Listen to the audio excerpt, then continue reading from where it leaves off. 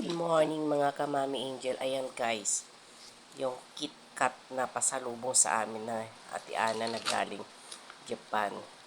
Ayun guys, bubuksan natin. Bubuksan natin guys. Ngayon ko lang binuksan. Tignan natin guys kung anong kung ilan ang laman ng isang balot. Ayan guys, binuksan ko na siya. Galing Japan yan guys na KitKat. Ayan. KitKat sabi ni Ima. Ayan. Bubuksan natin guys. Bibilangan natin kung ilang laman. Kasi nga hindi natin pa alam kung ilan yan. First time ko kasi guys maka-receive ng KitKat from Japan. Kumakain naman ako ng KitKat. Pero sa ibang baga KitKat na dito. Then KitKat na ibang bansa. Pero Japan first time ko guys. Japan. Ayan. Bibilangin ko nga guys.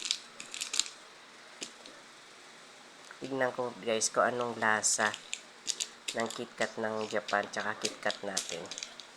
Ayan guys, binibilang ko. 13 ang laman ng isang balot guys. 13 pieces. Tapos, open natin yung isa. Hindi naman ako mahilig sa mga chocolates guys. Naiinganyo lang ako. Siyempre, kakaiba eh. Yan, binuksan ko guys. Titikman natin kung parehas lang ba yung lasa ng KitKat natin sa KitKat nila. Ayan.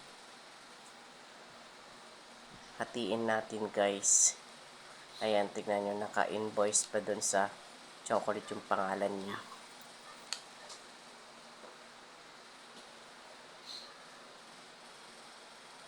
Mahirap hatiin guys. Ang tigas kasi galing freezer. Ayan. Di pa maganda pagkahati. Ayan. Tinikman ko na guys. Kinain ko na yung kalahati. Ayan. Yung kalahati niya guys. Kinain ko na.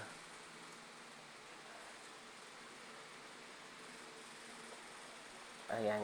Paubos na guys. Kinakain ko na siya. Pinapakita ko lang sa inyo guys na kinakain ko. Pero hindi ko kinakain. Hindi ko siya thumbs up si Mami Angel. Ayos daw. Hindi nga talaga ako mahilig sa mga chocolates guys. Siyempre, bigay, kakainin. Yun lang guys.